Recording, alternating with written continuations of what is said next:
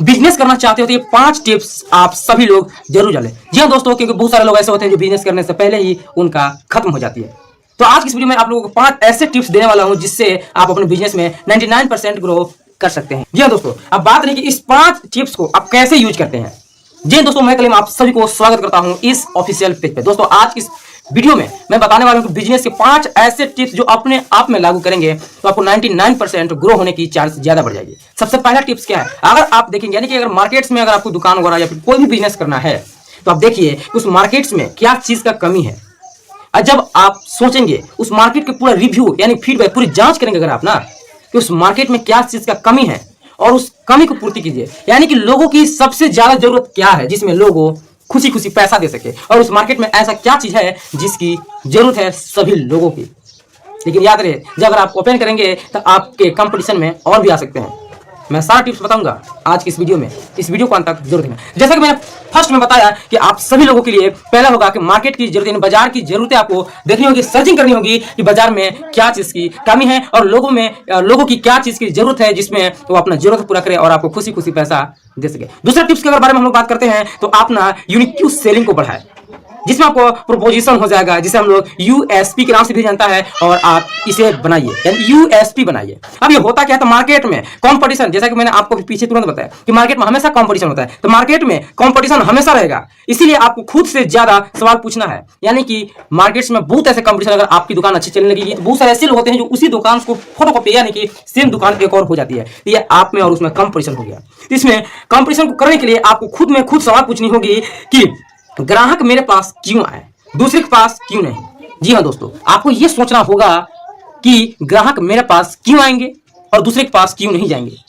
ये कब आती है, यानी कि यूएसपी कब बनानी है आपको, जब अगर आप मार्केट की पूरी तरह से जांच कर लेंगे और आपको पता चल जाएगा कि अब हमें किस चीज की जरूरत इसमें लागू करनी होगी, यानी किस चीज की हमें बिजनेस करनी चाहिए। जब अगर आप वो बिजनेस करेंगे तो आपके कंपटीशन में बहुत सारे और भी बिजनेस करना स्टार्ट कर देंगे। तो इसीलिए आप सभी के लिए यूएसपी लागू यानी बनाने की जरूरत है। इसमें सिर्फ ये अपने आप से सवाल पूछना है कि मेरे पास ग्राहक क्यों आए, उसके पास ग्राहक क्यों नहीं जाएंगे।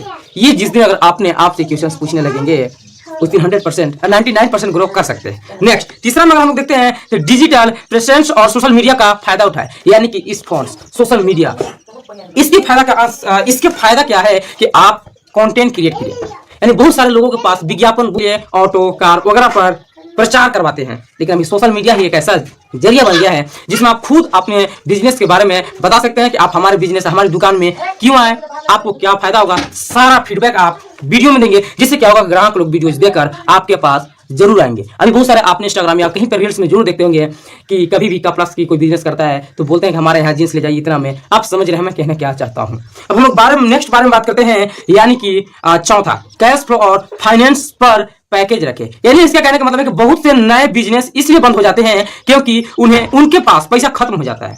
कहने का मतलब यह है कि जब अगर आप बिजनेस स्टार्ट करेंगे तो 1 साल 2 साल हार्डली 3 साल तक जाते जाते यानी कि आपके पास पूंजी के हिसाब से आपका समय चलेगा और एक समय ऐसा आएगा कि आपके पास पैसा खत्म हो जाएगा। तो कुछ लोग क्या करते हैं कि अपना बिजनेस वहीं पे बंद कर देते हैं, लेकिन आपको बंद नहीं करना है। इसके लिए आपको करना कुछ नहीं है, बस कैश फ्लो और फाइनेंस की पैकेज खुद रखना है कि ताकि अगर आपके पास अमाउंट कम हो जाए तो उस बिजनेस को बंद ना करें। अब इसको करना कैसे है, तो शुरुआत में आपने पर्सनल और बिजनेस के खर्चों को अलग रखें। यानी कहने का मतलब यह है कि आपके पास जितना पैसा है उसमें से अपना पर्सनल खर्च अलग रखिए और बिजनेस में आपको कितनी इन्वेस्ट करना है उसका पैसा अलग रखिए। मैंने मनी मैनेजमेंट पर एक वीडियो जरूर बनाऊंगा, पीछे मैं स्टूडेंट टाइम मैनेजमेंट बनाया था, याद रहे। अब दूसरा पॉइंट में क्या करना है कि हर महीने कितने पैसा आ रहे हैं इनकम और कितने जा रहे हैं एक्सपेंस, इसका साफ हिसाब रखें। बहुत सारे ऐसे लोग आप जाती कर गाँव में देखेंगे कि जो 10 रुपये या 1 रुपये के लिए हिसाब करते हैं, उनके लिए सभी लोग मजाक उड़ाते हैं कि 1 रुपये के हिसाब करता है।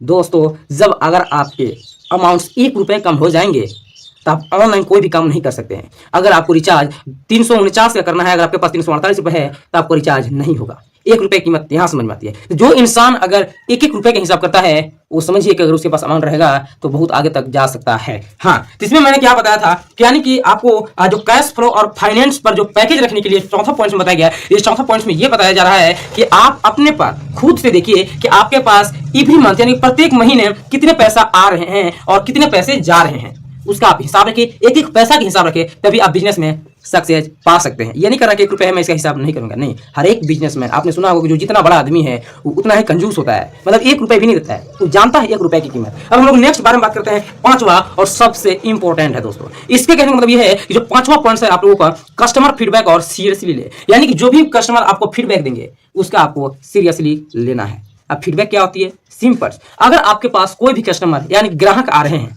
आपकी दुकान में, किसी भी प्रकार की दुकान हो, आपके पास ग्राहक है और बोले भैया ये प्रोडक्ट अच्छा है, हमें ये चाहिए, प्रकार से फीडबैक देती है, जिसे बहुत सारे लोग क्या कहते हैं कि पूछते हैं कि भाई और क्या चाहिए, या फिर और क्या चीज़ ऐसे दुकान में मैं लगाऊं कि हमारा और आगे जाए, तो बताते हैं कि ये कीजिए या फिर वो कीजिए। अब ये होता क्या है आप खुद समझ रहे हैं, बस इशारा मैं कर रहा हूं, आपकी मर्जी, आप लागू करना है तो कर सकते हैं, या फिर मेरा एक छोटा सा काम है आप लोगों को बताना। हाँ, तो कस्टमर का फीडबैक को हल्के में ना ले, उनका फीडबैक सीरियसली ले और उस पर काम करें। अब इसका डिफिनेशन के बारे में हम लोग जानेंगे, तो आपका सबसे बड़ा गुरु आपके कस्टमर ही है, यानी कि आपका जो गुरु जी है भाई, टीचर्स, वो कस्टमर है, क्योंकि हमेशा एक बिजनेस के लिए कस्टमर अपने आवश्यकता अनुसार सामान को ऑर्डर करते हैं। नेक्स्ट, अगर ग्राहक कोई शिकायत कर रहे हैं तो उसे गुस्सा होने की बजाय सुधार का मौका समझे, यानी कि बहुत सारे ऐसे बिजनेस में होते हैं जो ग्राहक लोग बहुत ही गुस्से हो जाते हैं, कभी कभी तो ऐसा होता है कि गालियां भी देते हैं।